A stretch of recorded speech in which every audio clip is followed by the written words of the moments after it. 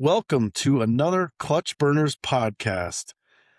And I'm with my co-host tonight, the Canadian Chuck Norris, as usual, and I'm Bank Shift Billy. And Rich, I'm going to first of all let you introduce these guys, but I want to hear you pronounce Matt's last name. I looked at it once already, and I'm thinking, am I going to have to pronounce that?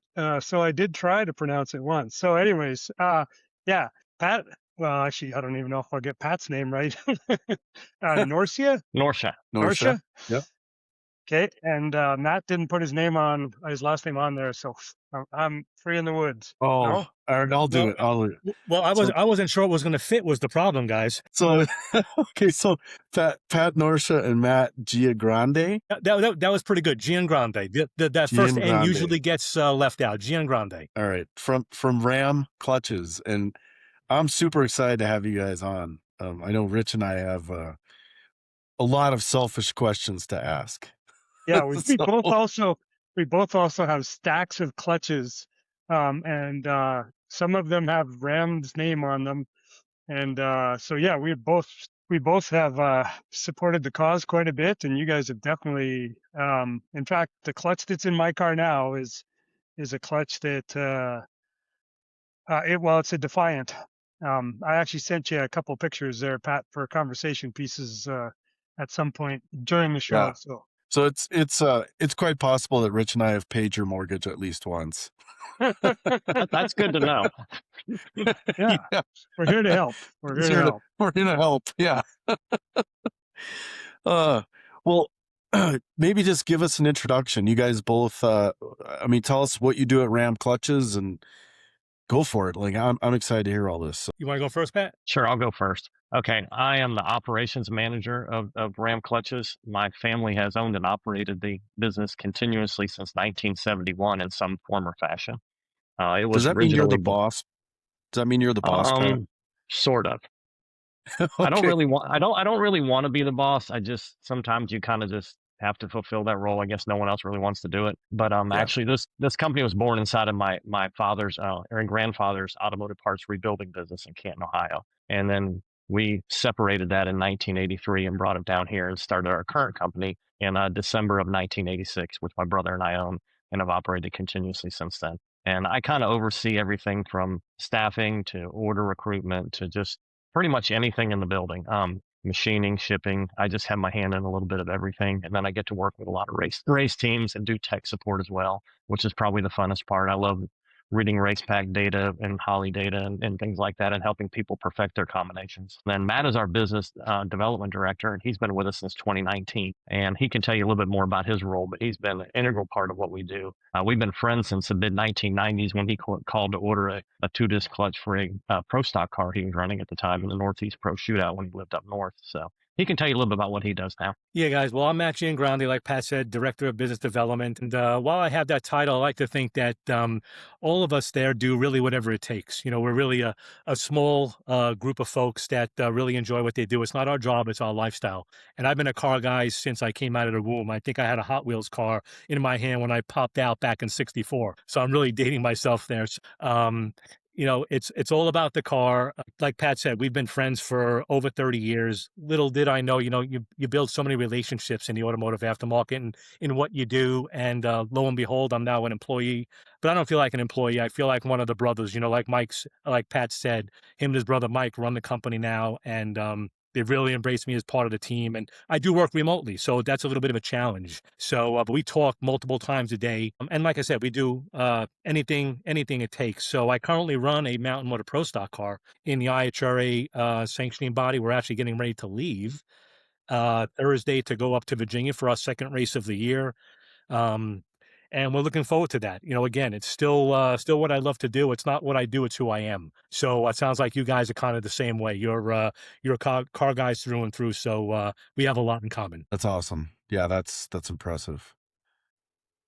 So educate, maybe Rich is aware, knows all about it, but educate us a little bit on the Mountain Motor Pro Stock stuff.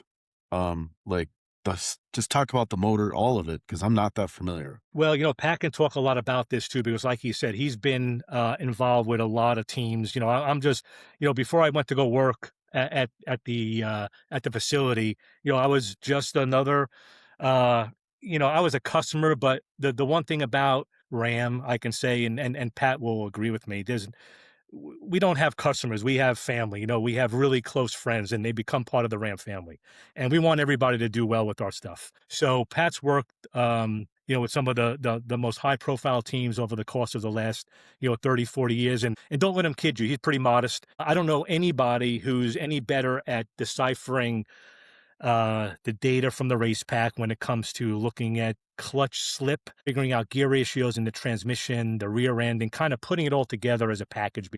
One thing about any race car, Mountain Motor Pro Stock, I think it is basically the big brother of the 500-inch Pro Stock and NHRA, where you can't leave any corner of the car unattended. It makes you a really, really good racer.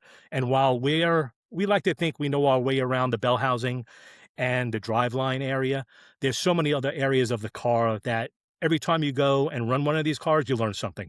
If you're not learning something, you're not near the top of the page. So anyway, getting back to what you had asked, Bill, basically we happen to run a John Kazi engine, mountain motor, what I call a Chevy Hemi, 827 cubic inches of thereabout, naturally aspirated. We don't run fuel injection. We still run carburation. Of course, we have one of our billet 10-inch clutches in it, bronze floater, pretty typical. We use just what we sell. We race what we sell. So nothing out of the ordinary. We currently use a Lenco 5-speed transmission. And of course, we have a whole host of rear end gears. So we look at a lot of different pieces of information. Track conditions and weather are the two biggest factors regarding what the engine tune-up is, whether it be jetting, whether it be ignition timing. Then, of course, we have to look at what the clutch wants. How much grip does the racetrack have? Ultimately, that will dictate what we do in the can from a base and counterweight setup. But then we just we start at the front, we work our way back. We think of an engine tune-up, we then think of the clutch tune-up, we go back to the transmission, and then we hit the rear end last. And we try and take that puzzle and just fit all the pieces together. Now, it doesn't always work. But I'm happy to say the first race, while we didn't win it, we had some really encouraging results. And again, it's always we always feel like we're trying to hit a moving target. That's what is so exciting about the class that we run. You really feel like a race car driver. We have 3 pedals, we're happy to say. And we have a lot to do with that third pedal. So again, I don't know anybody that's better than Pat. So for him to be in my corner, and while I work for Pat and work for Ram, Pat comes to all the races, just about all the races, and he's there to help anybody that needs to help. So, and again, there's nobody better. That's awesome. That's awesome. You said something in there that I'd like a little more detail on. Bronze floater. I'm not I always thought the floaters were steel. Well, they still are. They still are, but I'm going to let Pat talk about that. This is where Pat excels. Okay, so the bronze floater plate is another centered product, much like a centered iron clutch disc, but it's got a bronze metallic surface bonded onto a steel floater plate. And if you're familiar with some of the Ram 6-paddle and 3-paddle clutch discs from years gone by, it's a material very similar to that. And it's very good at dissipating heat, and actually will let the clutch perform a little better because as the clutch slips and gets hot, it's dissipating the heat, and then it lets it lock up a little better down track. When you run a steel floater, or if you have a TMT coated floater, which is kind of popular in NHRA racing, once the clutch starts to slip, that type of floater plate surface drives all the heat back into the clutch disc, which actually lowers the coefficient of friction and makes it more difficult for the clutch to lock up. So we've had very good success with the bronze floater, not only in mountain motor, but we use them in comp eliminator. We use them in a lot of different applications as well that use our billet line of clutches. We probably 80% of our multiple disc billet clutches come with the bronze floater. Interesting. Huh. Okay. And that's really for heat management? Yes, heat management, heat dissipation. We like to use the aluminum surfaces on the pressure plate and flywheel to pull the heat out of the clutch as well.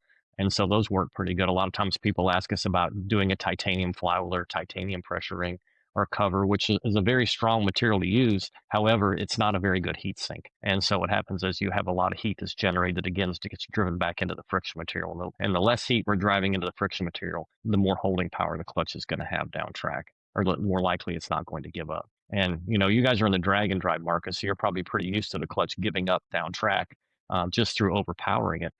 because you got a lot of boost. So we have the same situation, but we don't have the ability to throw a lot of power to it, as we travel down track. So, roughly, how much does 827 cubes? Is it like 1,500 horsepower, or is it higher than that? We are, it depends on what dyno it's on. And of course, we don't race dynos. And I think sometimes the engine builders do. So the scoreboards are the best dyno of all. But I would say that just for a round number, we are just about at the 2,000 horsepower mark naturally aspirated.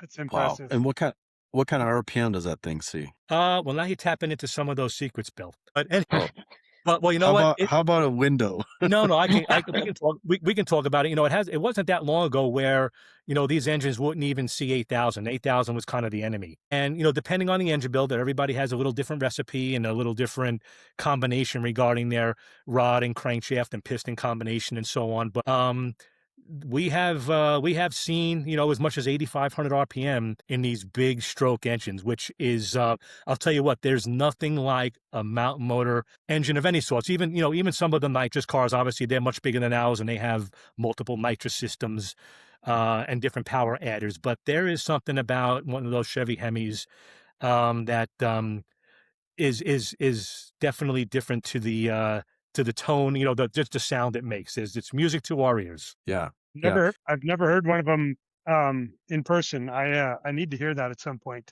Definitely. Well, if you ever lucky enough to make it to one of the IHRA stuff, races, you certainly come by. You're welcome by us anytime. Yeah, that would be awesome. How many discs do you run? Is it a triple? Well, we run a dual disc with one bronze floater, 10-inch. And there are a couple of different recipes out there. There have been guys trying some different types of setups regarding size and floater style and disc material. But it always seems like old reliable 10-inch bronze floater is so repeatable.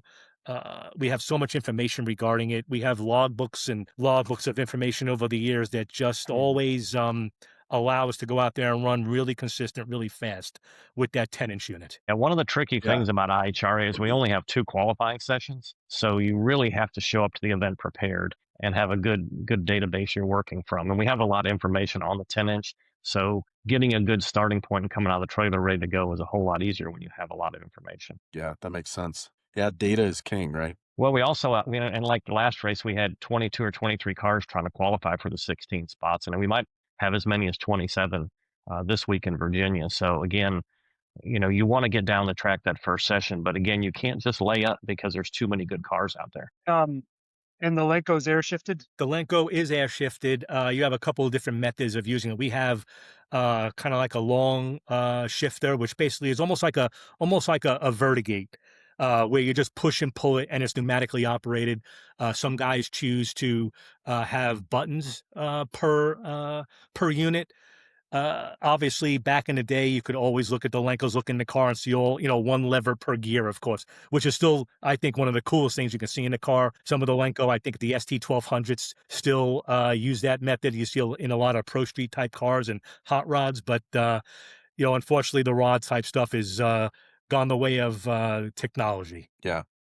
You can also run a Liberty transmission in the class, and the people that run the Liberties, that's a manually shifted vertigate type shifter. Okay. Yeah, that's been the hot topic this last couple of weeks is Liberty's new H pattern 4-speed that I think is going to get debuted at Rockingham here next week. No, 2 weeks.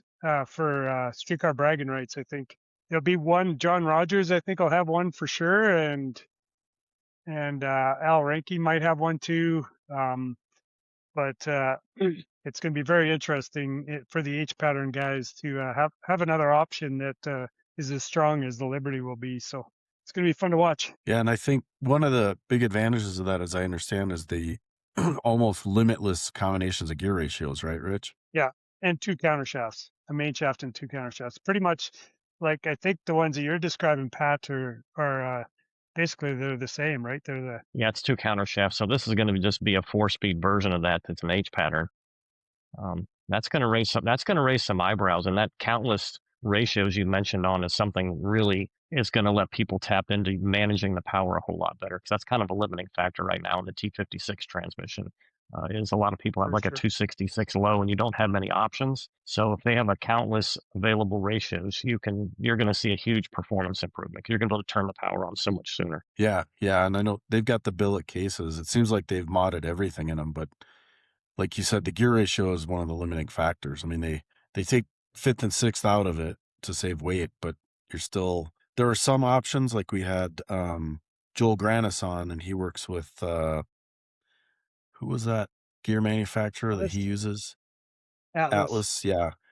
And they have some different combinations of gears, but it's not nearly what they're going to have in this new Liberty one. And very, very serviceable.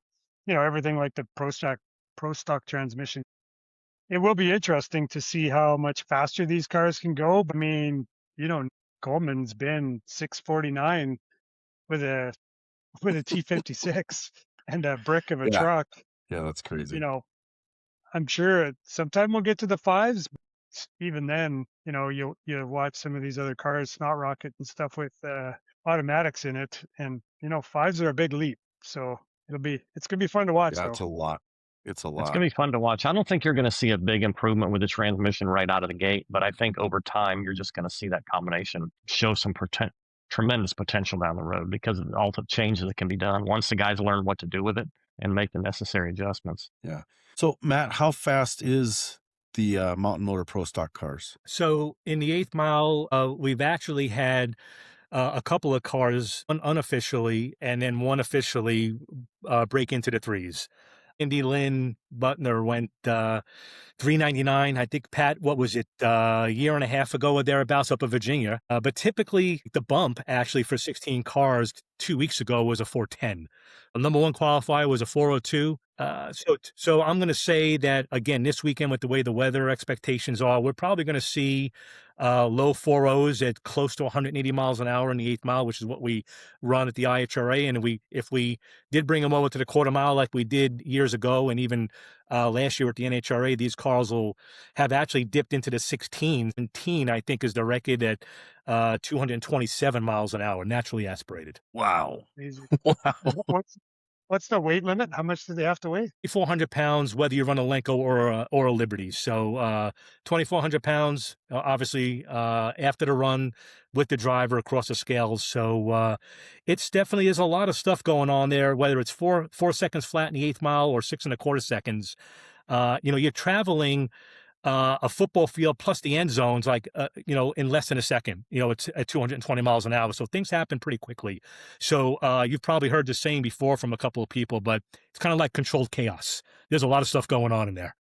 Yeah. So when you guys have it geared to run quarter mile, what does the 8th mile drop down? Not much, Pat. We're pretty close. I mean, sometimes we might not run quite as good, but I'd say we're probably a couple of hundredths, within a couple of hundredths at the very worst. So if we were going to go and we ran a 4:05 this week at the in the 8th mile, we would probably be very close to that if we just went back and run quarter mile. We'd be pretty darn close. Yeah, I would say a couple hundredths is a fair number.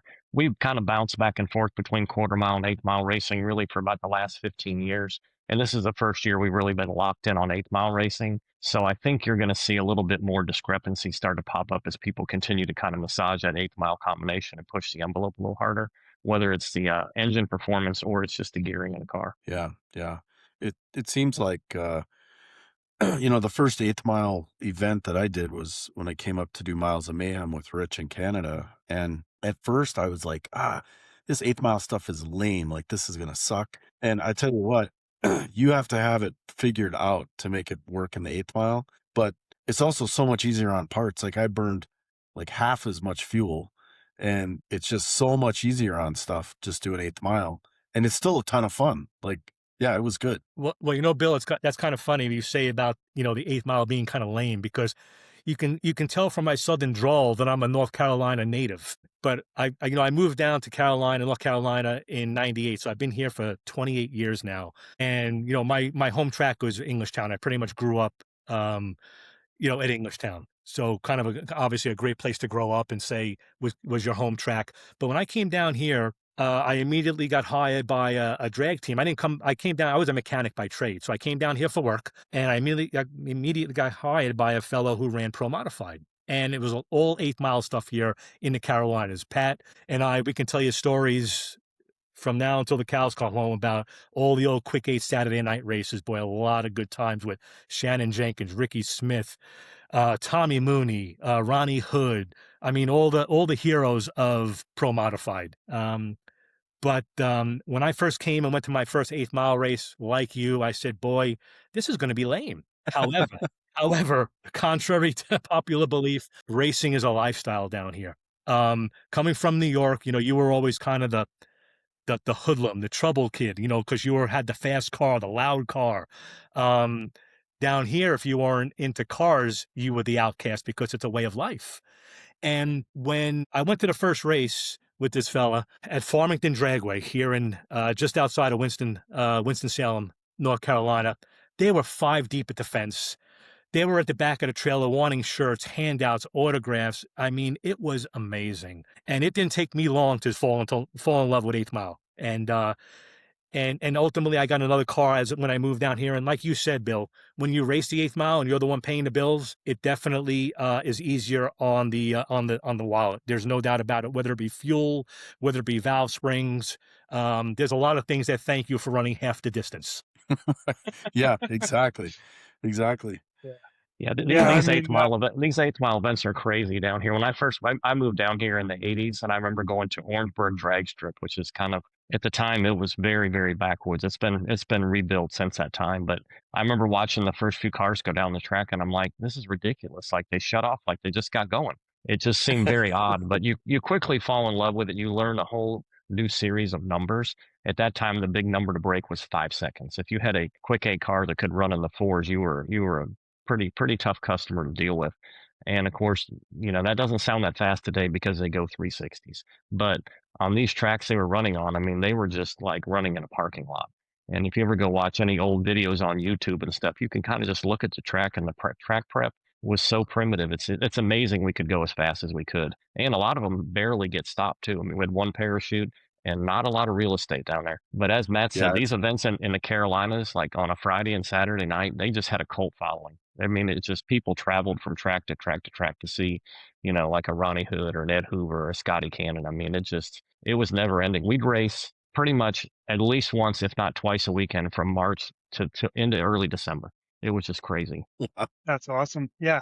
I know what you mean by backwoods. I went to Yellow Belly a couple of times, and yeah, it was same thing, like 5 deep, and the amount of people that were there, and the stereos that were booming, and yeah, it was pretty. I think if you went to Yellow Belly, you'd be like, oh, this is like flashing back to the old days in North Carolina, because it's pretty chaotic there. But it was a lot of fun too. It was, I mean, everybody who was there was having fun, and I mean, I wasn't that worried about it. But same thing. Like, I watched some cars that had a hard time getting stopped there, and the track prep was crappy and bouncy, and yeah, but it was a blast. I'd go back tomorrow if I could. Well, these were all one.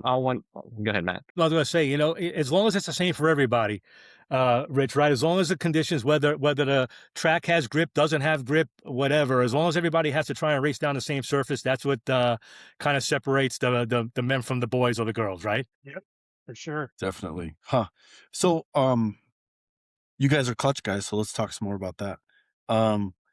So talk about not even necessarily the compounds that you run, but the different sintered iron compounds, the friction, like what you use in certain scenarios, because you guys do clutches for everything from, I mean, I would guess, drag racing, tractor pulls, road race, Street like cars. is it street? Yeah, street cars. Yeah, so on the friction materials, the most well-known ones is a material called 5191, which is we consider a soft material. If you have a Bonifant disc, it might be referred to as a loco, or if you have an Ace disc, it might be a 7-1, would all be categorized as 5191 friction material. We usually use 5191 in multiple disc applications, whether it's 2 or 3 discs, and we'd use those in a car like Matt's Mountain Motor Pro Stock.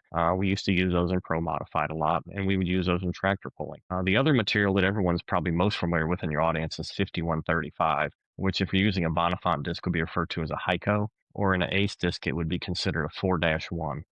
This material is very aggressive. We use it typically only in a single disc application or possibly paired with a 5191 in a multiple disc application, but it's got a really high coefficient of friction, and it just provides a lot of holding power with not a lot of clamping force. So it's very well suited for single disc applications, whether that's a gear jammer car or a drag and drive car. We wouldn't really use that in tractor pulling unless it was just kind of a low powered truck that, maybe it was in the 400 or 500 horsepower category running a single disc. Yeah. So both of us, yeah. both of us do run 5135s. I tried a 5191 once and just about had to walk home. Same thing. I honestly accidentally put one in when I switched to the adjustable clutch. I had a whole stack of discs, like I'd gotten some from you, and I accidentally put the wrong one in because the ace ones are 5135, but then it's 4-1, 7-1, whatever. And I put that in, and like I had never really driven adjustable clutch and stuff, and drove like 2.5, 3 hours away to go test on an 8th mile thing. And I'm going and I'm pulling the trailer and I'm texting Rich. I'm like, man, this thing is slipping on the highway in 6 gears. Is that normal? He goes, no, it's not. And I wasn't sure I was going to make it home because I got to come up a mountain, and I was pulling my trailer, and I made it home, but pulled it out and took a picture of it. And I think, Rich, you're the one that was like, what's that? 7-1. What is that? I'm like, oh, that's wrong. Yeah. I remember you sending me I remember you sending me the picture of that, and I'm like, I think we found the problem pretty quickly. Yeah, that was it. Yeah, it's real slippery. Yeah. But I guess they all have their applications. So I mean, the 5135 clearly works good for us. I mean, but it's definitely hard on. Like I just sent my clutch back to KL, my next gen, and the inserts in the pressure plate. They were kind of wavy, but I beat the hell out of that thing. So yeah, so on the characteristics of wear, 5135 is extremely hard on the mating surface. You're going to see a lot of smearing, a lot of waviness. When it's really working well, everything kind of turns kind of a golden brown color. But as soon as it starts to turn to that bluish purple, you've exceeded the slipping characteristics. But you see the inserts just grabbing all that heat off the disc and just really getting used up, where if you've got a multiple disc 5191, Matt could go run two 5191s, make a run, come back and slip the clutch for 1 second in low gear, and then have a little slip on every gear change, and we take the clutch out and you wouldn't even see a hot spot on it. It's extremely friendly on all the mating surfaces, doesn't really distort them very much. Now, getting back to the friction material too, there's a couple other variants of the centered iron that are out there in the market. It has a product called a 5-1, which is kind of an intermediate disc between a 5191 and a 5135. And then Bonifant has a couple variants of that. They call it a 537 1-2, and then they have a 537 1-5. Those aren't really used in single disc very often. Those are ones that people might put into a multiple disc clutch to just kind of take some of the pressure off of 5191 setup. And I think you said this earlier, but as the clutch gets hotter, the coefficient of friction goes down. Is that correct? Yes. And is that for all friction material? I know it is for organics. I think ceramics the same. Is it pretty much across the board? That's what happens. It's pretty much across the board. 5191 doesn't give up quite as much as the other materials, but heat is definitely the enemy. Now, years ago, we actually built some carbon fiber clutches that were pretty popular in a 500-inch Pro Stock and in Comp Eliminator. And that was a very unique friction material for its time. It was crazy expensive because we were building these in the 80s. And clutches back then were in the $800 or $900 range. And this clutch was about $3,000 to build it. But that material, actually, the hotter it got, the more holding power it had. And you could run very low pressure. So if you ever go back and watch any old 1980s Pro Stock videos from when they first went to 500-inch, you'll see some people doing multiple dry hops and dragging the clutch as they drive into the water box, just trying to put some temperature in it. But they can make a burnout back up and do a dry hop. And if it didn't feel right, they could just put a little more heat in it, warm it up some, and then go up in stage. Interesting. Yeah, I have a customer actually that runs a RPS carbon clutch with our clutch controller, and he said it's very heat sensitive, but it works really, really well. But you can't make back to back, just can't go round robin with the clutch. He's got to cool it down. Yeah. The other good thing about carbon fiber, other than it's very expensive, is it's very lightweight. So those clutches, when we built those back in the 80s, we cut the clutch weight in half, like right now, just because the material is so lightweight. Yeah. Yeah. And it seems like the wear characteristics are pretty good. Like they last a long time, is my understanding. They typically do if you take good care of them, yeah. But very, very price prohibitive to build. Yeah. Good thing stick guards aren't stick guards stick car guys aren't very smart. So how much is it? Okay, well, maybe just send me one, not two. Right. I don't need a matching set today. Yeah, yeah.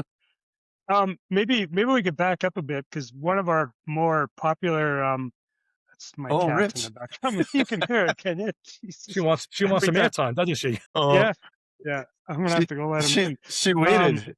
She's in there early this time, Rich.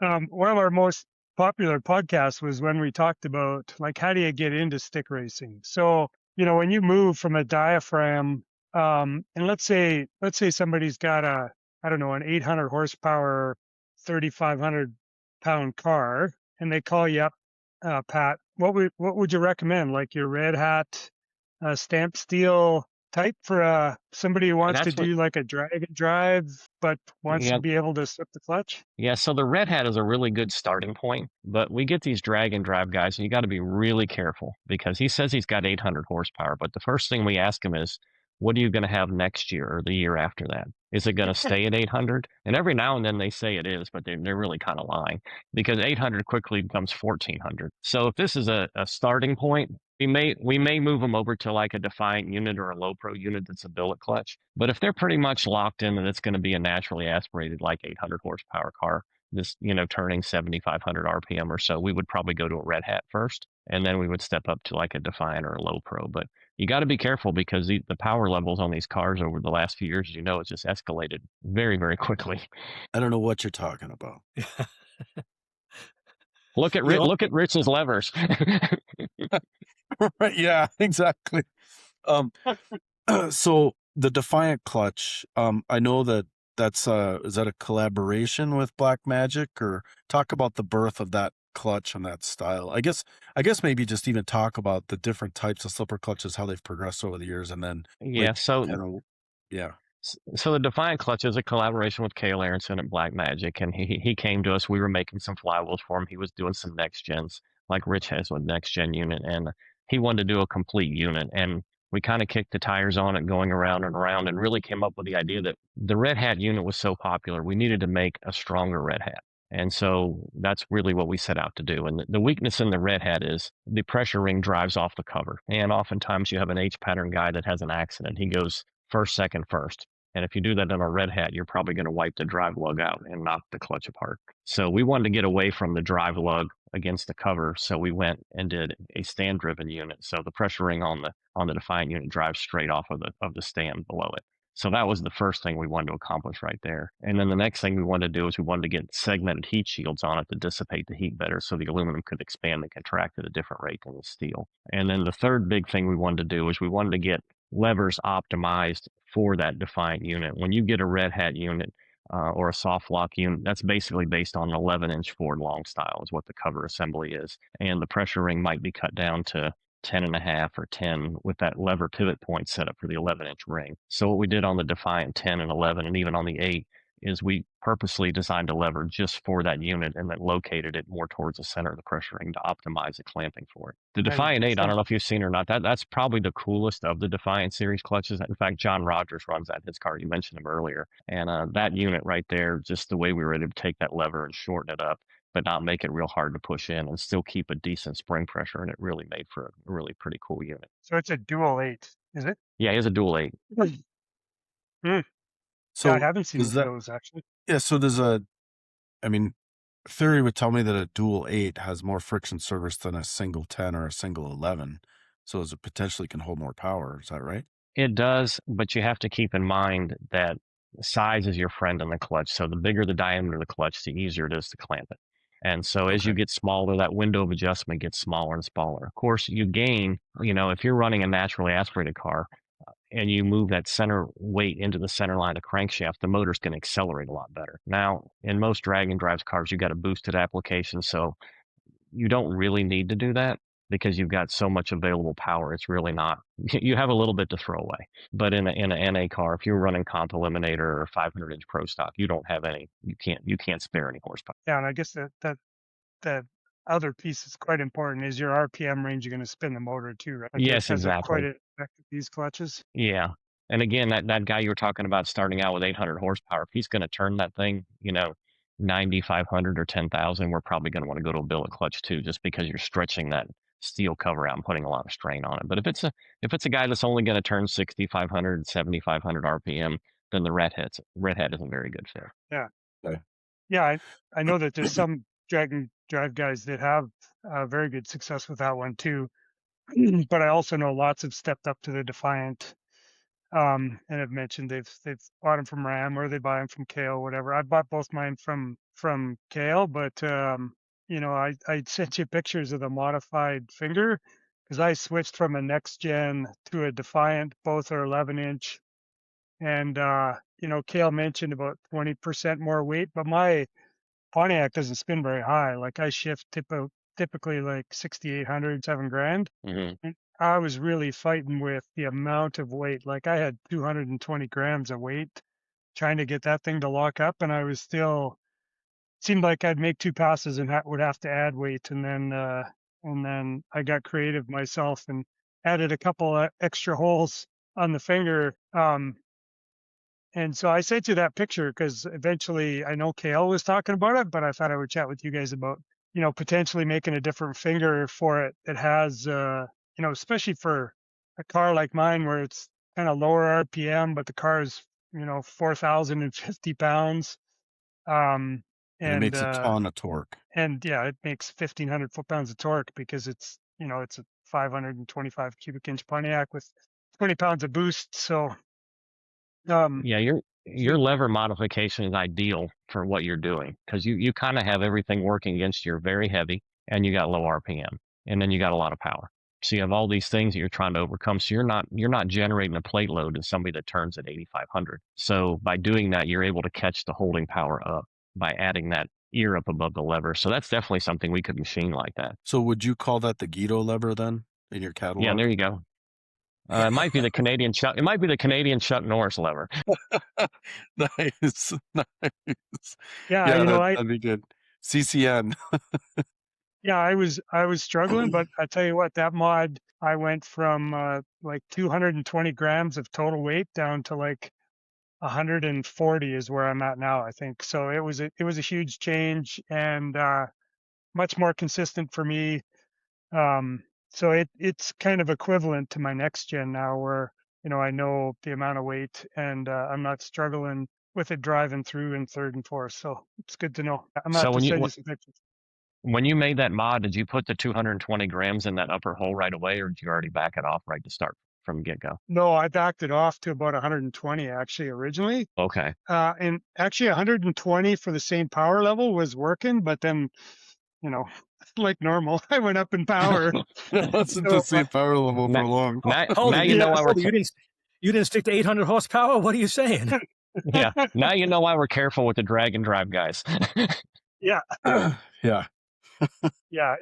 More it boost. Is, yeah. Oh, it is insane. Like, and the fact that they're so streetable, I think that's what people don't realize is, Kale uses me as an advertisement all the time because I tell him like it's the best street strip clutch that I've had, like the next gen and the Defiant, because the pedal pressure is so low. If you're sitting at going through New York traffic or Chicago traffic or something, pedal's not like a 3,500 pound diaphragm that you would need to hold something like my car. So it's really easy. Like it's not hard. I mean, granted, if you're in rush hour traffic for a long time and things starts to get hot, you're not as happy as you used to be because it starts getting chattery and all that kind of stuff. But for the most part, like most of the driving, they're actually fantastic street strip clutches in my mind anyways. I mean, it's not like your brand new Camaro, but for something that's going to run, 8 seconds in a quarter mile or 9 seconds in a quarter mile, you'd be amazed at how streetable they are. And I've watched, I think his name's Dr. Tunamal, and he's got a Corvette and it had a slipper clutch in it and he took it out. And then because it was like, that thing's not street friendly. And the first time he went to the track, he broke an axle. And the survivability of parts since we started using these adjustable clutches is way better. Like, yeah. And I made the change from you put together it was running your Ram Pro Street with sintered iron discs, and we made some changes to that. But the last version of that, I think, had the dual diaphragm spring. Was that about 3,200 pound pressure plates? That would have came out too. Yes. Yeah, that thing was pretty rough to drive on the street. It was a lot. So, Rich, did you take your car to Six Smokies? I did. Yep. So how did it do on the climbing? Like, because obviously going up like Tail to Dragon and all that had to be quite a challenge compared to a normal Dragon drive event, you would think. Yeah, no problem at all. Towing a trailer up the tail of the Dragon. So typically my my move is at the track. I have like a quarter turn of base in it, and it'll slip for, actually right now with a 325 rear gear, it's slipping just about 1.2 seconds. But when I put it back into street mode, I'll crank 6 turns into it, and it holds just fine because my car is so heavy and needs so much. The counterweight even works at 1800 RPM, whereas that's about where I cruise. And so I don't have any problem at all. I would say the Defiant, before I made the mod that works for me, it would slip on the street. But since I changed the lever, then it works just as good as the next gen. And one thing I'll add too, and I don't know if everybody running the adjustable clutches are like the Defiants, but I got from you, Pat, you sent me those tungsten or Mallory metal weights, like the 5 ounce and the 10 ounce, but they're really compact because they're so dense. Like, I don't know that I would have been able to get enough washers and bolts on there to equal that weight, which is what I needed. But with the Mallory metal, it's super heavy. That works out really, really well. Yeah, that makes a huge difference. You can catch up a lot of real estate real quick. Yeah. So what else do you want to tell us about these adjustable clutches? Like, kind of talked about the Defiance and stuff. Do we want to talk about where they came from or where they're going? Are there changes coming in the future? There are more changes coming. I'm sure it looks like we're going to be making a lever like Rich wants to make here. So that's going to be it's going to be on the drawing board coming up. But, we're always looking at these parts when they come back for rebuild. What's the weak link? Where can we improve them? And that's kind of been just like the clutch Matt runs, the 10-inch 2-disc. We've been making the same style of clutch since the mid 1990s, but we continue to evolve on it each and every year. We find little areas to kind of nitpick on it. And I'm sure we're going to be doing that on both the Defiant, and then also a lot of people run our Low Pro line of clutches too, which is kind of like a junior version of what Matt runs on his car. And so we're going to be, working on lever ratios and different, ways to make the clutch perform better. And a lot of that comes down to looking at the data. What's the car doing on the racetrack? Like this Liberty transmission you talked about with infinite gear ratios. If you're able to drop the low gear ratio down, where a lot of people run like a 266, if they start running 240s, 220s, that's going to put a bigger load on the clutch. So we're going to have to address that as well and try to build that whole package out, which I'm sure is going to bring some changes. Yeah. And, now that I think about it, when we were talking to Rich, who was it, with the Supra? Joel Granis. Yeah, Joel Granis.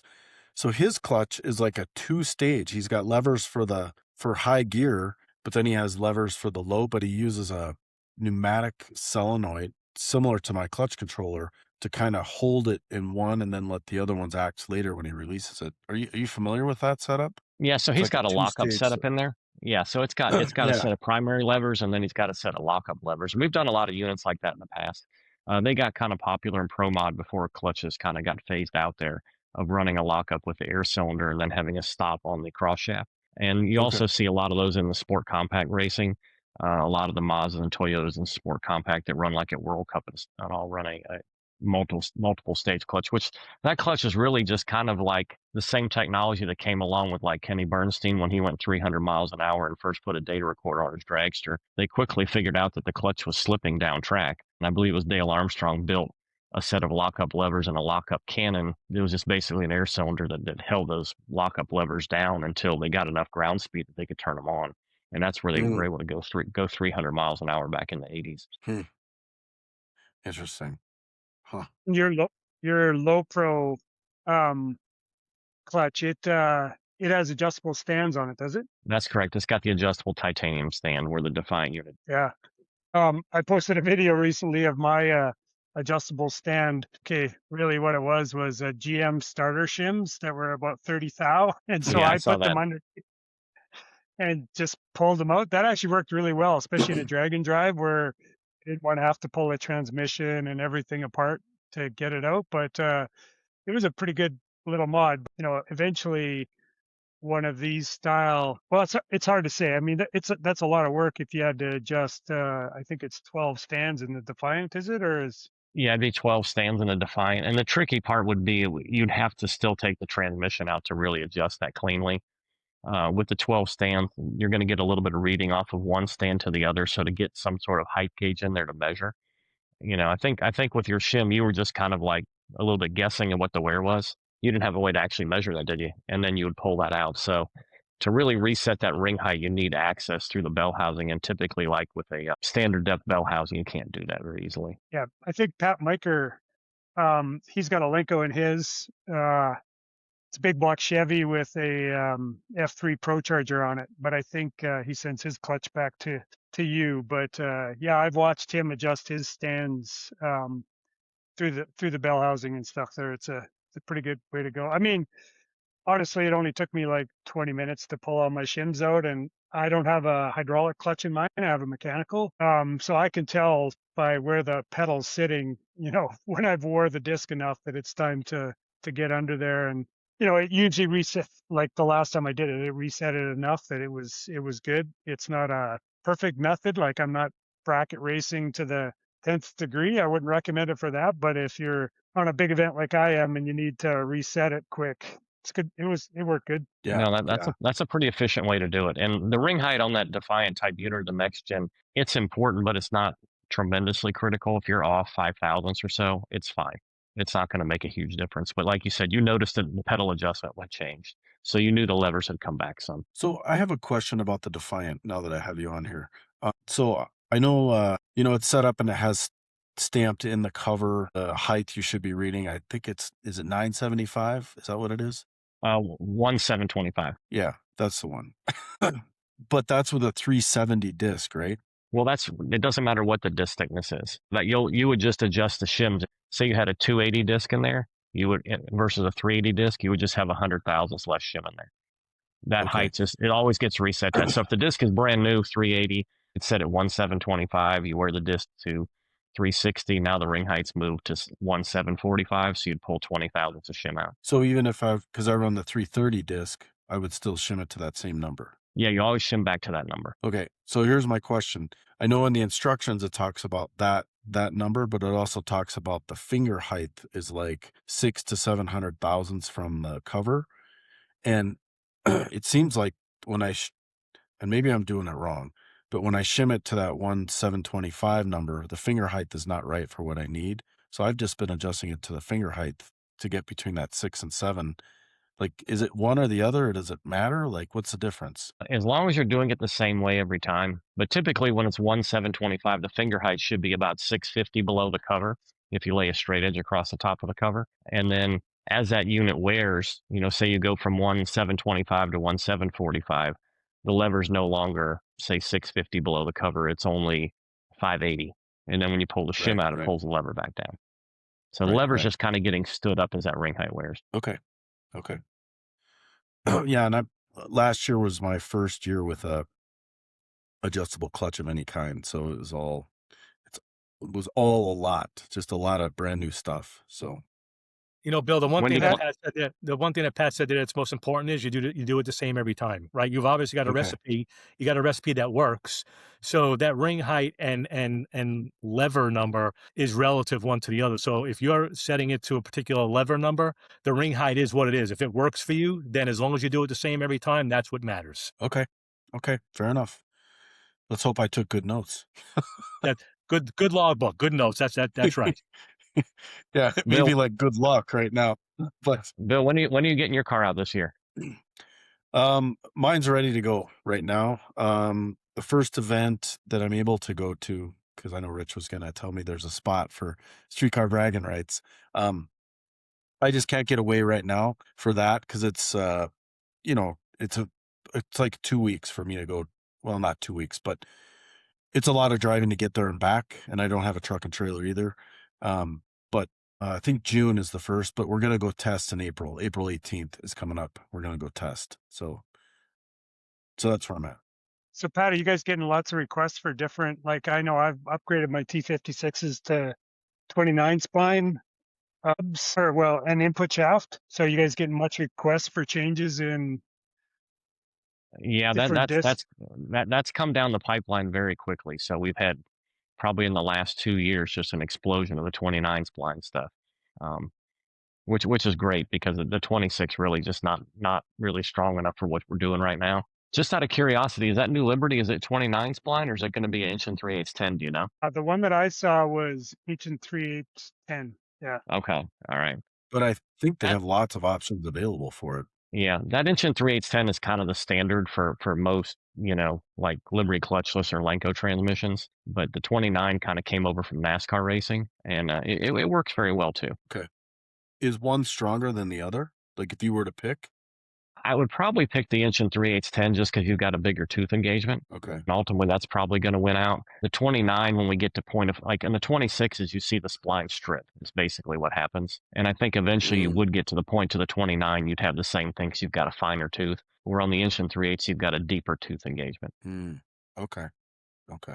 To know, yeah, I've never stripped one, but I've got a flower pot full of input shafts that look like threads, not splines.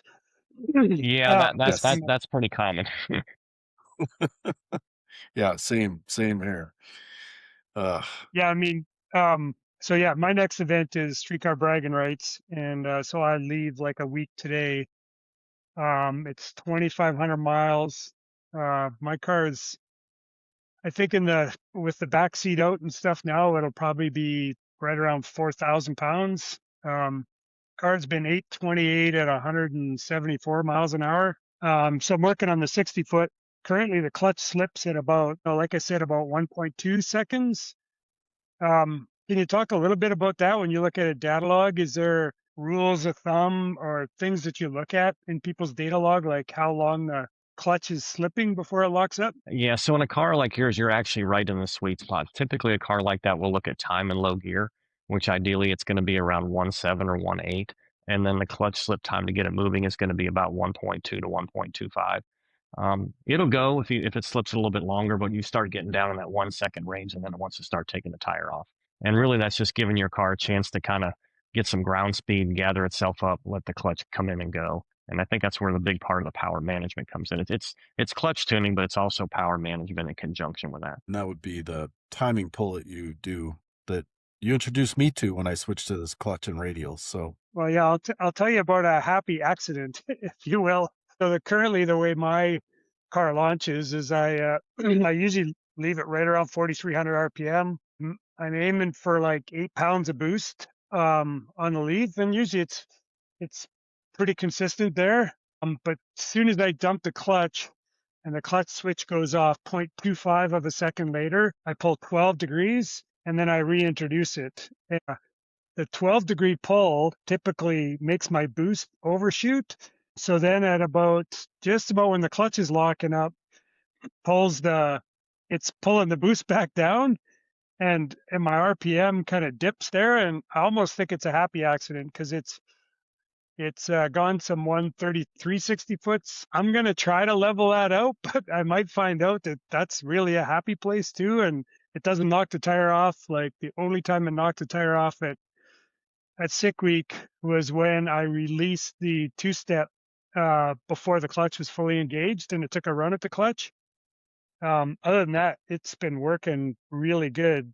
So I'm really interested to see if I try to level that out there, if it knocks the tire off or if it just maintains. But you might find that it actually struggles a little bit to not knock the tire off and becomes a little more inconsistent. It seems like on these boosted cars, if you can get it to come off the two-step cleanly and get up there in RPM and then kind of manage the power and then let the clutch come in, it's going to make a faster run. Some of these people we see come out and the motor will get a little tied up off the two-step and it won't accelerate very good. And that immediately slows the 60 foot down. So trying to straighten that out and make that perfect little almost looking TP or 45-degree angle up through low gear is probably not going to work great in a drag and drive car. Now, if we can do that in like Matt's Mountain Motor Pro Stock car, we're probably going to go really fast, but we don't have all this gigantic boost turning on like you do. Yeah.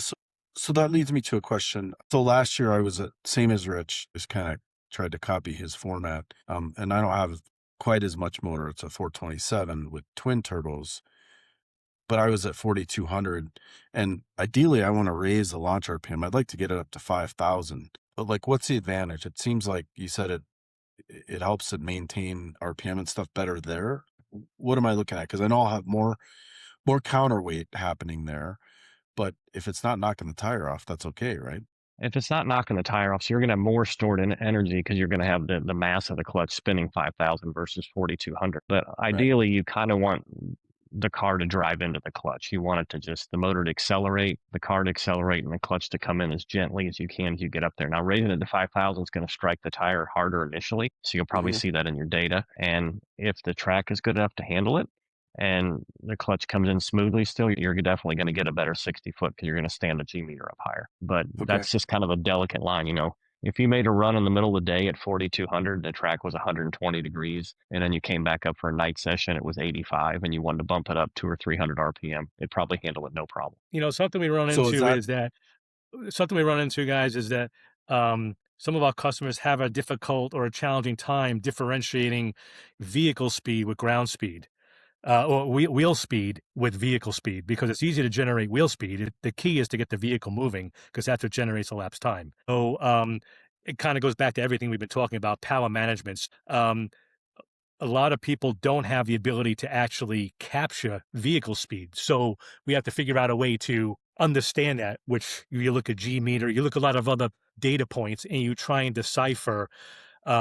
We have drive shaft, we have clutch, we have engine RPM in a lot of cases, but we really don't have vehicle speed. So the G meter is another great tool to use to try and understand just how hard the car is moving across the ground. Because again, wheel speed's easy. It's kind of like going out in an icy parking lot, and you can just spin the tires off the car, but the car is not going anywhere. But you got great wheel speed. So it's about understanding all those data points. So the power management is really what it comes down to. And when you've got the power like you guys do, like, sure, we have 2,000 horsepower in our Pro Stock car, but when you've got a power adder, whether it be a centrifugal supercharger, a turbocharger, it's difficult to get customers to buy into turning it down to go faster. But that's really what happens. Got to turn it down to go faster.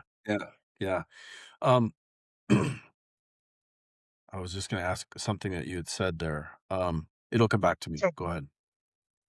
I was thinking you were going to say, what about front wheel speed? But I'm guessing it's not very reliable because you guys are hanging the tires to get you a vehicle or ground speed rather than a rear wheel speed.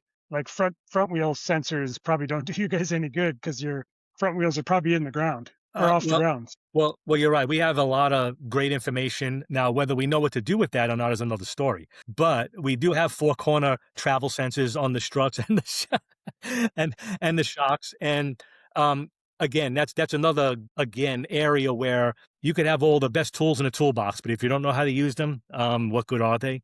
But like to your point, Rich, we've got strut sensors and we use them very regularly. I mean, ultimately that affects the way the car kind of rolls and transfers weight to the back and ultimately steers a little bit because, a car by nature wants to flip over sideways because of the rotation of the engine. So it wants to roll over on the right rear, left, pick the left front up higher than the right front. And, but typically our cars will hang the front end into second and sometimes third gear. So, chassis setup is critical. So going back to what you said, you're right. Front wheel speed would be very ineffective for us. But for a drag and drive car, it probably works. That gives us a good indication because I'm not pulling the tires. Well, Pat, correct me if I'm wrong. There probably are some options out there. And again, because we're kind of hard to teach an old dog new tricks. We do a lot of race pack stuff. Have a lot of great information. They have some laser opportunity to shoot the ground and actually get vehicle speed. But there probably is some other ways to get vehicle speed. Don't you think, Pat? Yeah, we really rely on the G meter and then time in low gear. Rich talked earlier about, the clutch slipping 1.2 is a good run for him. So he's got a benchmark there. We look at because we shifted a little over 8,000, we'll look at time to 8,000. And then whatever gearing it takes to get to 8,000. So we use the weather to start with, and then we use some historical data to calculate roughly how long it's going to take to get to 8,000. And then we'll build a transmission and a rear end targeting that number. And then we typically, when we leave, we see around 3 Gs on the leave. So we want to try to set a combination up that's going to pull 3 Gs. And then we want to hold it as long as we can. We're in low gear to 8,000, about 1.45 is typically a good run.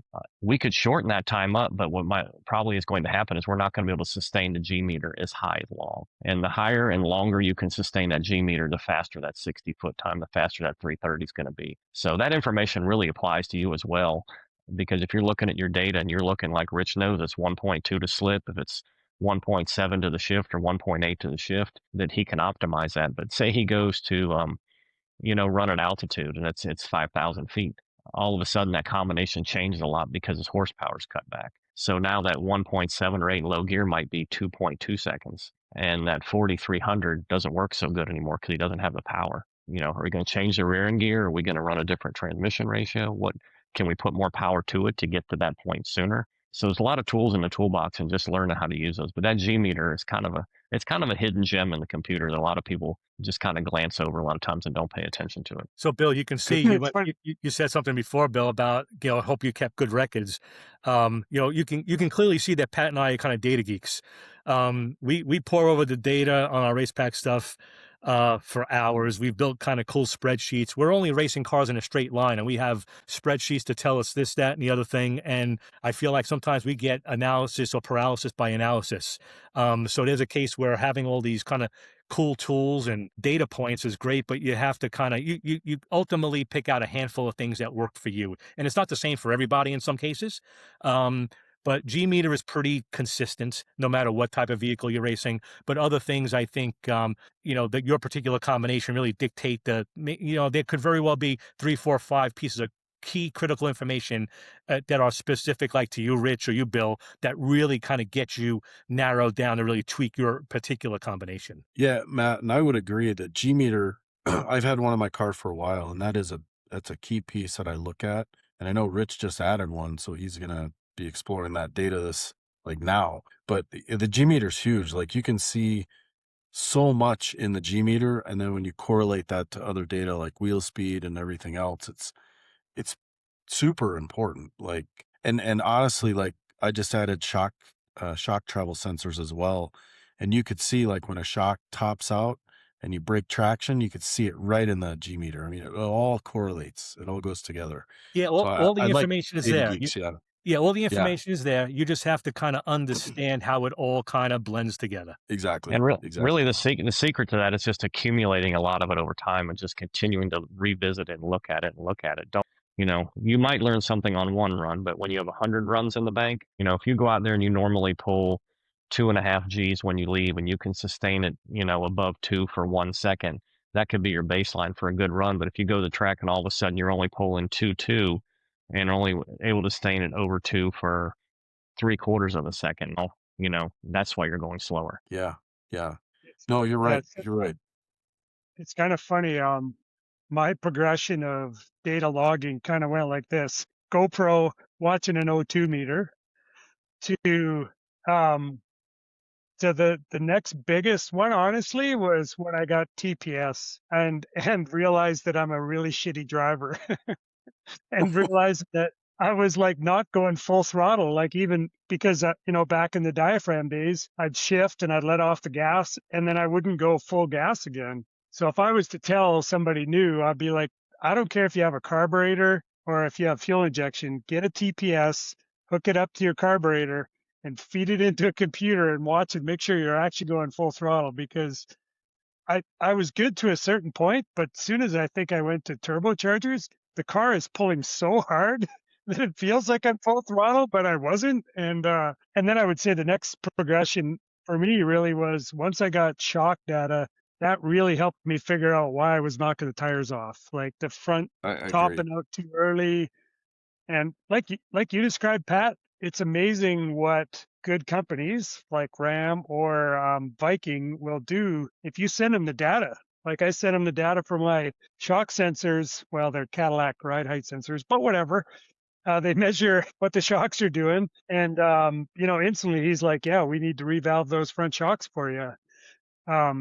So all that data is so key. And, the faster we go, I can't believe that the G meter has been sitting in the top of my toolbox for so long and I just hooked it up, but I'm really excited to see when I go to North Carolina, what that tells me and whether it screws me up because I try to fix it, or it just helps me analyze the data anyways. Well, and Okay. sorry. It can mess you up a little bit at first because you can overanalyze it or you jump to a conclusion. So you kind of got to like slowly nitpick that data. But Rich, you brought a good point up. We do a lot of clutches for a group called the Southeast Gassers. I don't know if you're familiar with them or not, but they're old school gassers that are all manual transmissions. They don't have a two-step. They don't have a data recorder. And so these guys struggle when they're racing to figure out what's going on. And so we kind of came up with kind of the little cheat sheet way to not have a computer, but have a computer. And that's the amount of GoPro in there where you can actually see the driver. You can see the tack. You can see what the engine pulls back. And it's amazing how much you can learn from the GoPro, not only the video, but even the sound. And so when they record these runs going down the track, they can listen to what the clutch is doing in high gear, and they know if they need more counterweight or not. So for someone that can't afford a computer or is just getting started, even the iPhone mount is great. Yeah, and I was going to add, you've kind of had a G meter with the Draggy because it does record the G's on there, but it'll be interesting to see how accurate that is to the G meter you've installed. I mean, it's got to be relatively close, right? I mean, that's just how it works. Yeah, I'm very curious to see what that'll look like, because you can see how loose my clutch is to begin with, and how the G's aren't up right off the bat. They kind of progress and then they'll taper off. But yeah, I'm excited to have that ability to data log it and compare it with the rest of the results. Well, the benefit. Well, the other thing too is, I was going to say, Rich, the benefit that you've got is that you have sounds like a very good baseline,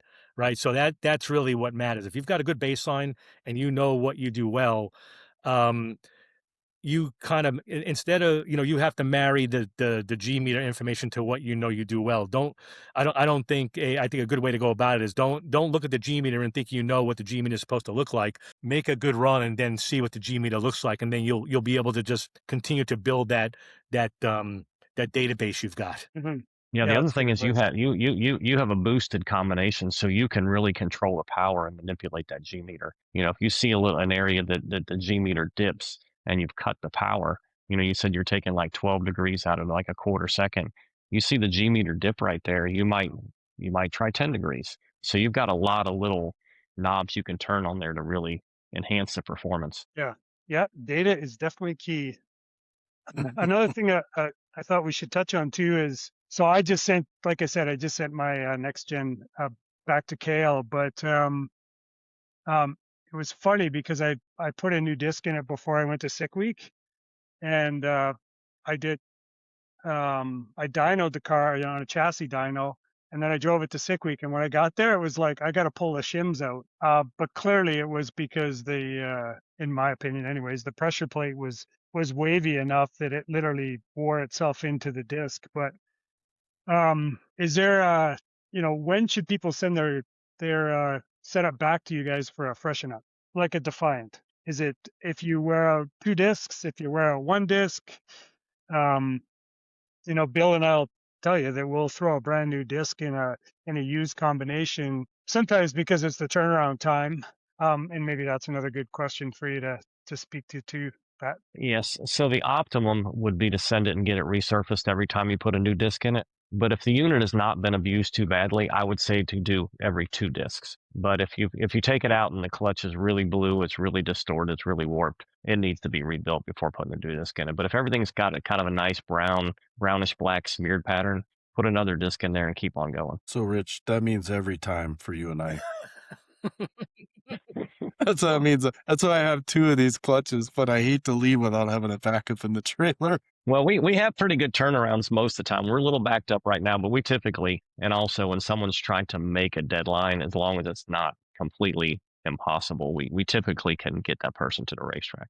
I would say yes. And Pat, like it's amazing. Whenever I call, you always pick up the phone. Like, I'm amazed. I'm like, is this guy not that busy, or is he just that good? And it's just that you're that good, because my experience has been the turnaround has been amazing.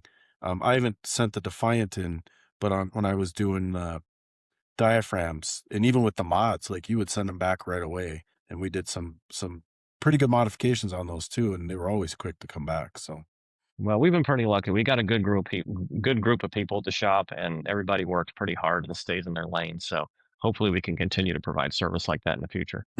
That's awesome. that's where being racers helps, guys, because we know that the race is going on with or without us, right? So you need your parts. Yeah, exactly. Yeah. Exactly. You know, Man. it's I wanted to talk about this earlier, Matt. Like you started off as a customer and now you're an employee or a partner. And you know, I tell people that all the time that you know, especially with social media and all that kind of stuff, like be a good customer. Like it's important. Like don't call Pat up and say, I'm going to send you this disc and I need it tomorrow. Or send you this clutch, I'm going to need it tomorrow, and expect them to drop everything. But it is really important to support those who support you, and it's just cool to see that you started off as a customer and you've worked with those guys for such a long time, and you must have been a good customer if they hired you as an employee. So I think that's it's a pretty important piece of it in my mind. Yeah, Well, you know, Matt, go ahead, Matt. I was gonna say, I guess I must have done something right. And again, you know, relationships are what it's all about. So it's again, it's interesting to see the way things work out sometimes, because just a quick little story. Before I went to go work for Pat, he called me, because again, we were always racing and involved, and we talk pretty regularly. And he called me one day and he says, "Hey, you know, we're thinking about hiring somebody for a position, and we don't even know what that position needs to be." I was working in another place, and he said, maybe you can kind of help us understand what we need, and we can kind of work through this process. So we would talk every couple of weeks about this. We would visit it and talk about it, because again, Ram and Mike and Pat and John, God rest his soul, he was alive at the time, you know, they were trying to figure out what they needed. They really wanted to provide another level of service. So we would work on this. And after about a year and a half, you know, nobody ever got hired. COVID came. And during that time, and I continued to have that conversation. And about the middle of the summer, I guess in 2020, when COVID was at its full force, we had this conversation one last time about what this position needed to look like. And Pat just said, he says, is there any chance you might be considered, you would consider this position? And I would say, Pat, you know, that's really odd you asked me, because never once did I ever have that in my mind, that this position could very well be suited for me. And lo and behold, here I am 6 years later. So interesting, again, the way things kind of work out. Yeah, that's great. Well, we've had it kind of an interesting history, because Matt was a customer in the 90s. He was racing in the Northeast Pro Shootout. He had I think it was a Ricky Smith Slick 50 car that he ran. And he'd call from time to time and ask for some help, always very courteous, always very polite. And then Matt moved to North Carolina. He kind of let me know he worked for a Saturn dealership up there, and then he moved down here to work for a dealership as a service writer. And then he, lo and behold, transferred over after doing some pro mod racing. He ended up working for Larry O'Brien from Bears Performance, who raced Mountain Motor Pro Stock. And at the time, I was helping Pete Berner with another friend of ours, Bob Gillig, and we needed some help. And was kind of on short notice. And Pete had a kind of a checkered career. This is 2004. And Matt says, sure, I can drive the truck and trailer races. I can service the car, no problem. Matt drives a truck and trailer to Norwalk, Ohio for this race, and this happens to be the IHRA Pro Stock Shootout. Now, Pete hasn't won anything in an entire racing career. He's had a couple runner-up finishes in his Pro Stock car.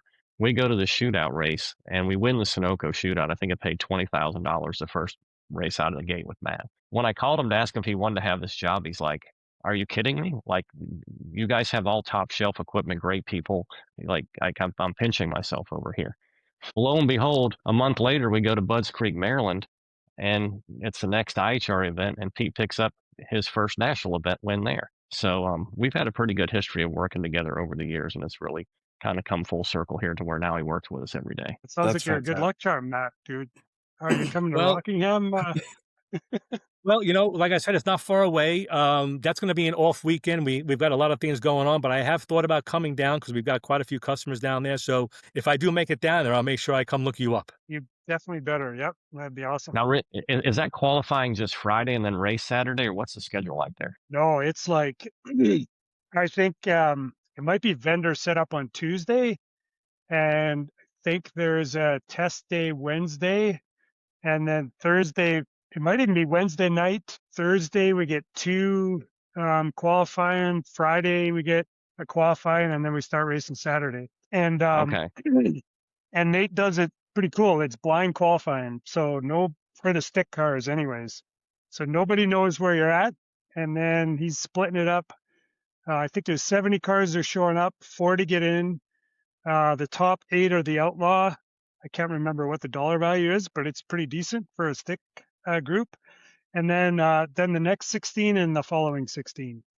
So the trick is to stay out of the top 8 and end up somewhere, hopefully close to the top of the second 16. But is there a lot of backdoor deals on these time slips? So people like are trying to figure out where they're at, or how's that work out? last year it was perfect. Like you basically go to the drivers meeting, and unless you've been talking to, a whole bunch of drivers, you're pretty clueless. So last year it was top 16 was the Outlaw, and then the next 16 was I can't remember what the title was, but so he started out at the fastest car and started counting. Like I think Josh Manning was like 661, and by the time they got to 14, it was 863, and then 15 was 867, and I think I was 869.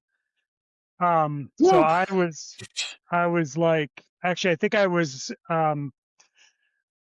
like 18 overall, and so I didn't really know where I was going to be. In fact, I entered 2 classes because, the rumors were that the class was going to be pretty fast. I think he recognized that the top 8 cars hopefully will all be somewhere in the 6-second range, and then the next 16, it'll probably be, I'm gonna guess, mid 7s to 9 seconds. So yeah, 70 stick cars. So that's a lot of clutches. It's a lot of clutches. That's a lot of clutches. What's your car certed for? How fast can you run legally?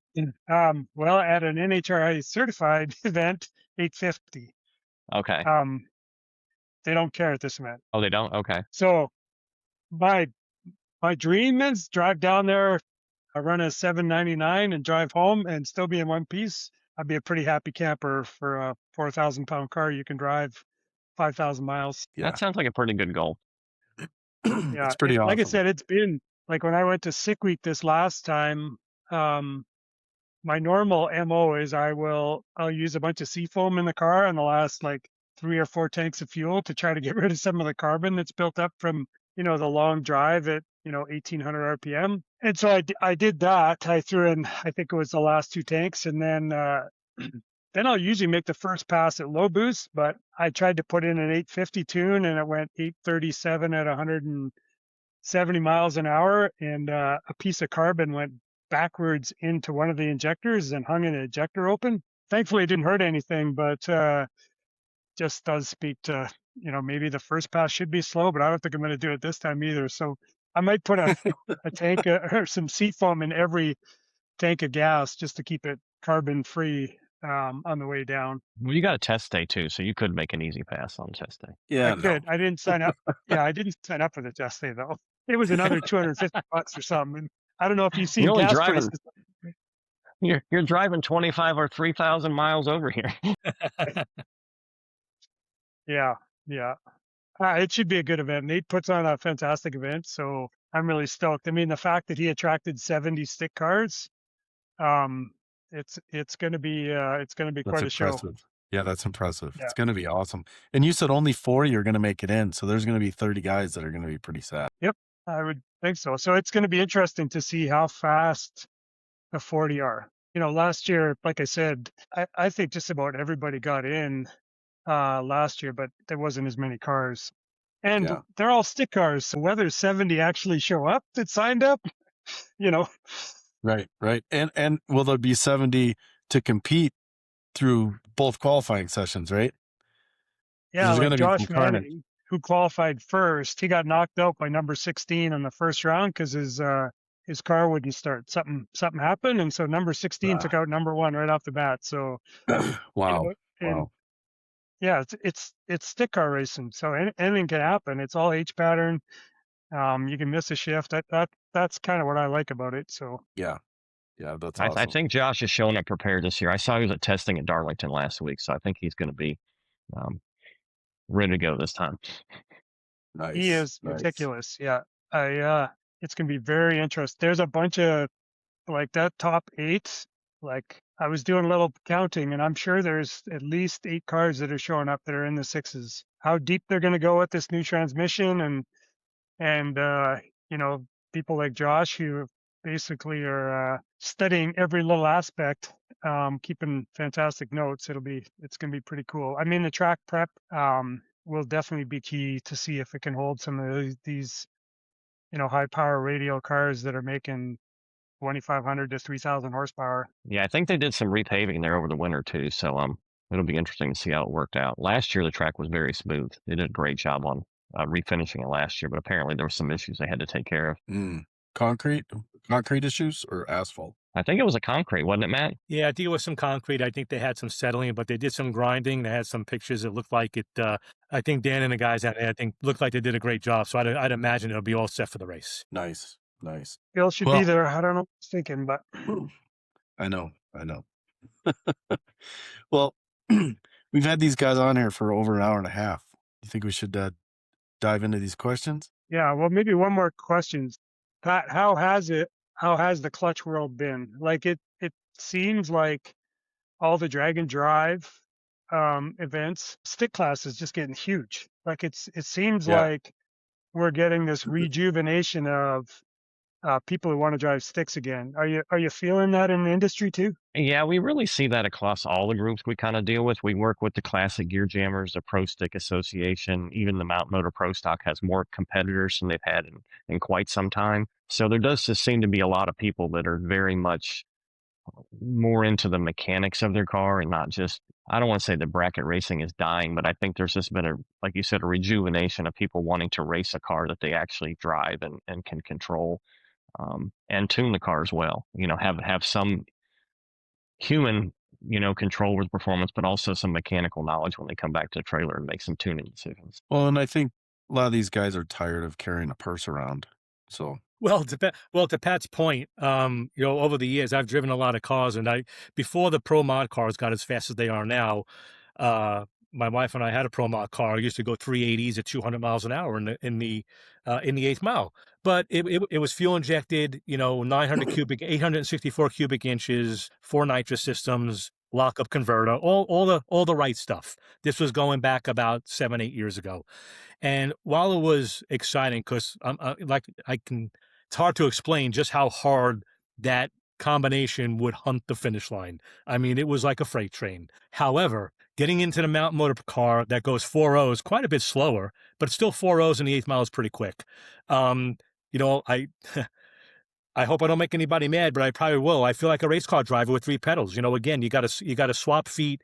You're steering with one hand, you're sticking with the other hand, you're waiting for the shift light to come on. I mean, there are some times the thing is paddling the tires. I'm trying to close the door because the latch has come open because I'm shaking the tires, steering with my knee. It's like a bucking bronco. So ain't nothing like it. So there's nothing like 3 pedals. So kind of goes to what Pat said. I mean, there's something about having 3 pedals in the car. There's no doubt. Could not agree more. Yes. Right. That's awesome. In fact, when you watch like Doug Cook, we had him on here and stuff, and they built that teal Mustang, and all of the crew in the shop got to drive it. Like they were like, "This is the best car that we've ever built and drove," just for the pure fun aspect of it. But yeah, super cool. All right, now I'm done, Bill. Okay, thanks, Rich. Okay, so we're going to ask you some questions we ask everybody at the end of the podcast. I'll kick it off here. Pat will go first, and then Matt, and then we'll go to the next question. So first question. What is the first car you owned or modified? The first car I owned or modified, I had a 86 Thunderbird Turbo Coupe was the first car that I actually owned and did anything to, but not many modifications, just really drove the car. Most of my experience is actually working on other people's cars or working with other people. Nice. Matt? Well, mine was actually a car that my parents gave me. It was a little bit cooler than that one, I think. It was a 71 Mach 1. And I thought the coolest thing was to put some shackles on the back to get that back end up a little bit higher. But if I think back now, that didn't look very good, but that's what I did. And what 71 Mach 1, what motor? Was it a Cleveland or a Windsor? It was a Windsor. It was a 350. It was a Windsor. All right, stick car? It was an automatic. Okay, all right. It's still a cool car, though. It was okay. Hey, mine was a stick. Yes, win. All right. So Pat gets a check mark for that one. Yeah. Okay. All right, Rich. Okay. What, in your opinion, has been the biggest technology change to move our sport forward? Get Pat. Here's going. The biggest technology change is going to be data. Without the data, we have all these parts and all these improvements would not have come about. Ignitions, boost controllers, clutches, transmissions. Without the data, we couldn't learn what we're learning. It'd still be going 50% throttle. Yes, exactly. You had a boost controller.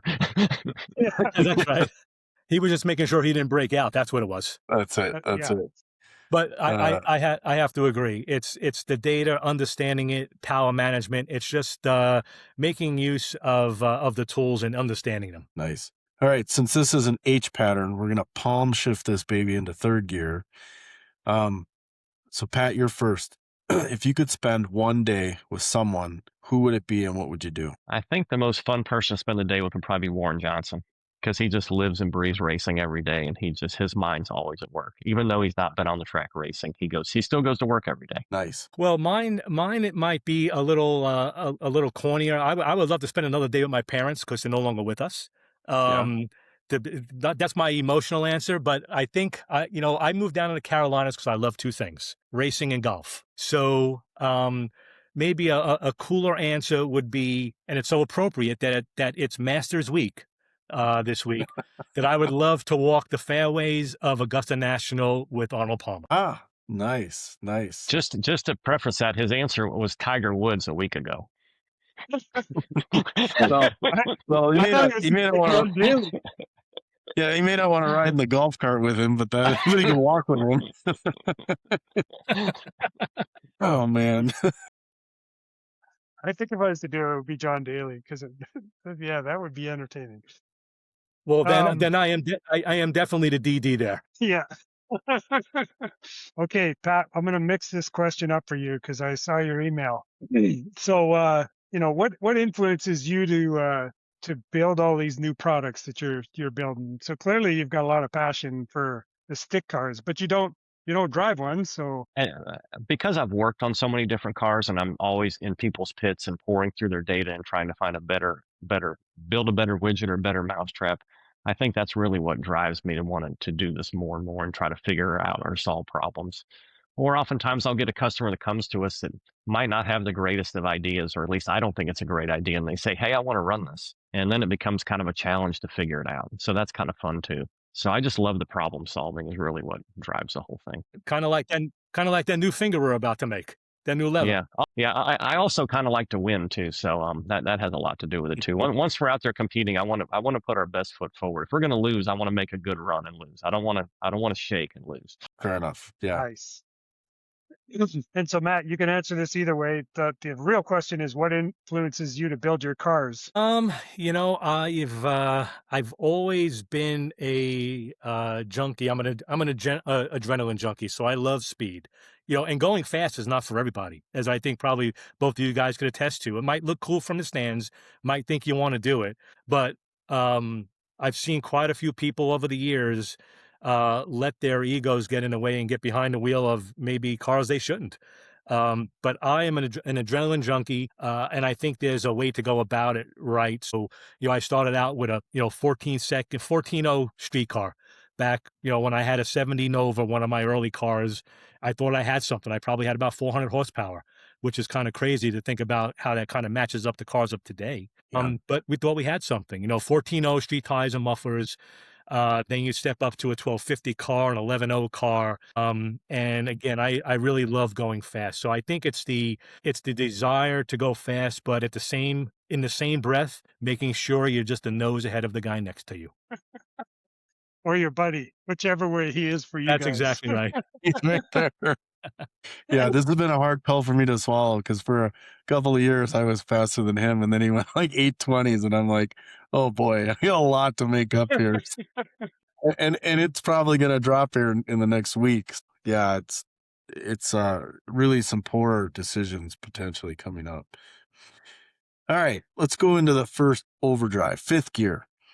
Pat, what in your opinion is the secret to stick shift racing? The secret? You could just say ram clutches. That's the secret. Well, it's ram clutches, but it might also be Liberty transmissions or Tick Performance or something like that. But it's really the secret is learning how all these things work together and having a good understanding. We do get a lot of people to call that are just overpowering their transmission ratio and trying to tune it out with the clutch. And that's just not going to work. I think Matt alluded to that earlier, that a lot of times we'll just have somebody cut the power and all of a sudden they're running career best DTs. So I think it's really understanding, the power management, the transmission, the clutch, the engine, and then the chassis and how that all works together. Rich talked about his front end and his front struts. I believe it's a strut front end, and sending the data over to his strut supplier and them looking and going, oh, we got to revalve these. But understanding how that stuff affects the race car. We had an issue with Matt's car not going perfectly straight at the last race, and we kind of missed a little oversight. We had a left front strut that was extending too quickly.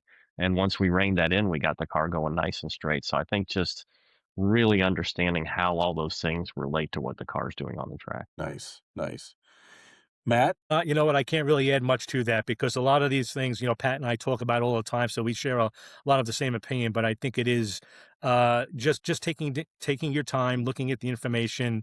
While the clutch is just a clamping device, there's a lot of things that go on in the bell housing. So good notes, good understanding of the data, and again, it is all about controlled slip. Perfect. Yeah, I thought of another question before we pull her down into sixth gear. Yeah. You, Matt, when you guys are between rounds, you pull a clutch every time? We do. Every single run, we take the clutch out. The transmission gets slid back, can comes off, clutch comes out, discs get serviced. Now, in the past, we used to have some protocol that would necessitate that we actually sanded the floater, sanded the pressure ring, and sanded the flywheel. But we've actually gotten to the point now that unless we make a really, really poor run, and while we are not perfect, we feel like we're pretty proficient at what we do. But if we just miss it, we still may have to go back and sand the flywheel, but we always cut the discs, and our current protocol now is that's it.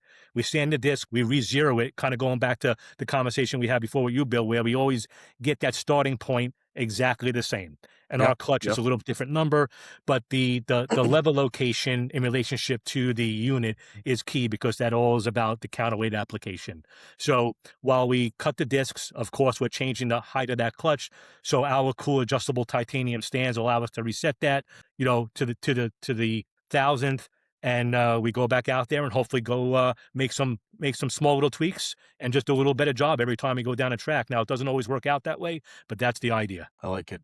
Yeah, that's great. Yeah, another area that kind of gets missed on that between round servicing that kind of gets overlooked is when you're disassembling everything. It's just giving everything a good chance to cool off. It's a lot easier to cool the pressure plate, the flywheel, and the floater, and the discs when it's all disassembled.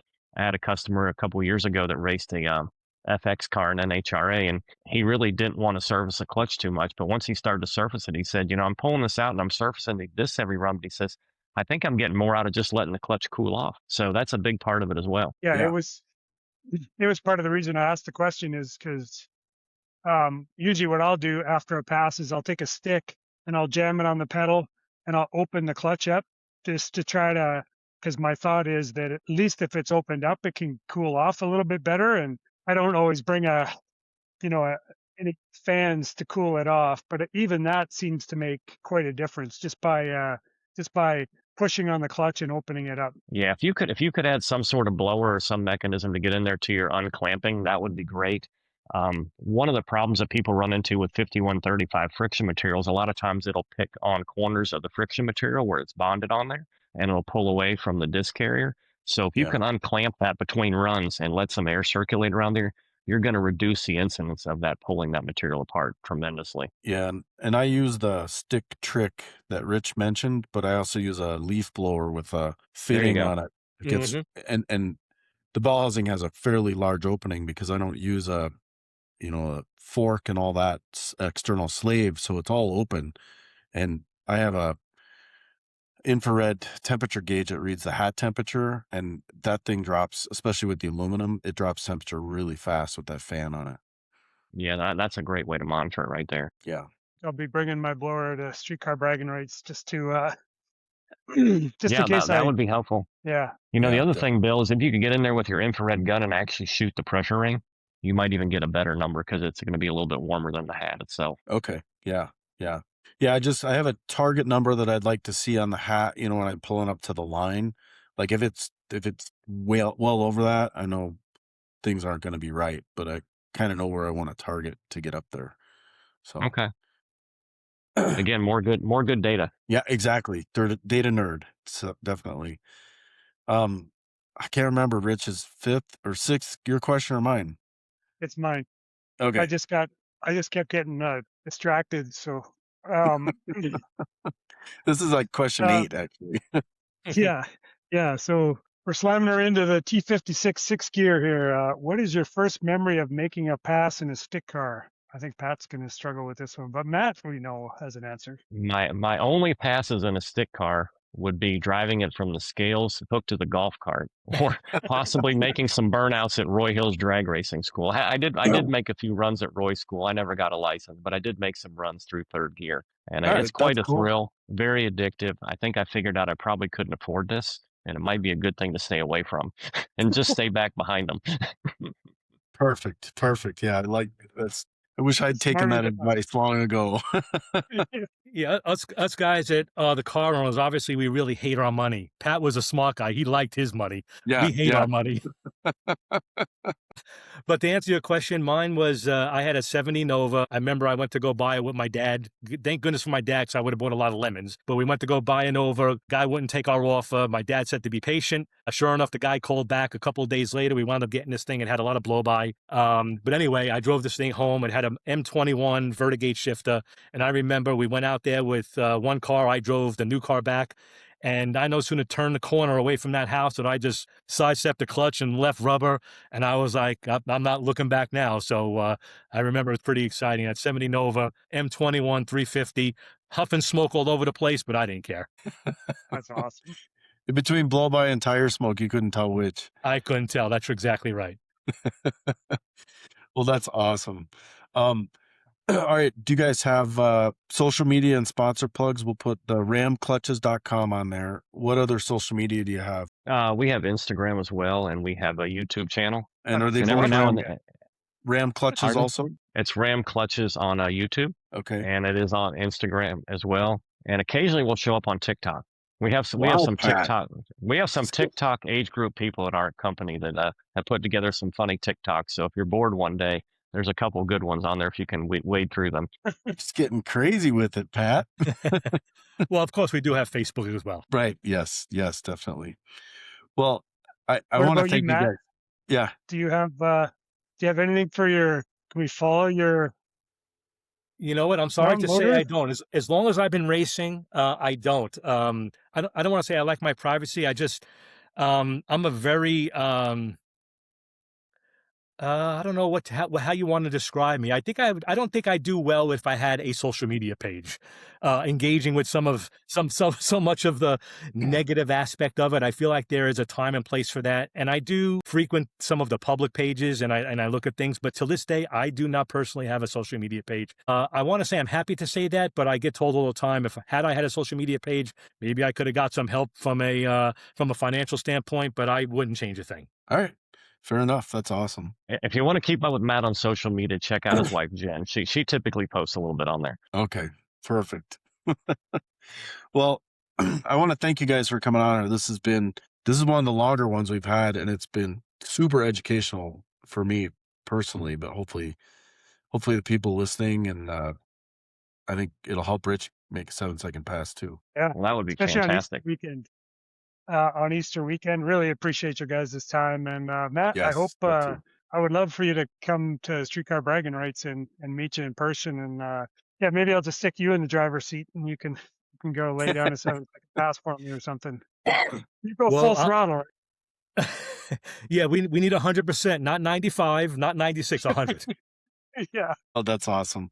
Great. Well, you guys if you're listening to this, you've caught it on one of the podcast platforms or YouTube. And of course, we'd like to see Clutch Burners podcast t-shirts on you, or Stick Shift Nation shirts, hats, or stickers. So head over to stickracing.com to pick up all your merch. And I think we're going to call this one done. Yes. All right. Thanks again. Thanks Thank you again, guys very much. All right. We're out. Thanks, guys. All right.